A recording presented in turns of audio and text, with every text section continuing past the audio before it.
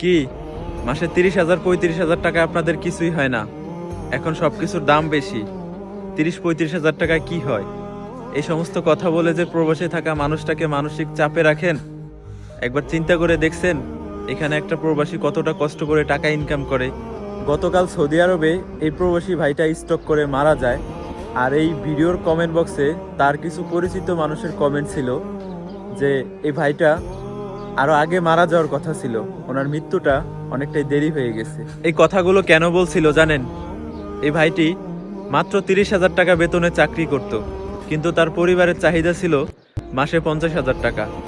যখন পরিবারের চাহিদা মতো দেশে টাকা পাঠাইতে পারেনি, তখন পরিবারের কাছ থেকে শুধু মানসিক চাপ উপভোগ করতে হইতো। আর সেই মানসিক চাপ সহ্য না করতে পেরে এই দুনিয়া ছেড়েই তাকে চলে যেতে হলো। বর্তমান সময়ে অধিকাংশ প্রবাসী এই প্রবাসে স্টক করে মারা যাচ্ছে। আর এই মৃত্যুর কারণগুলা কি জানেন? পরিবারের দেওয়া মানসিক চাপ।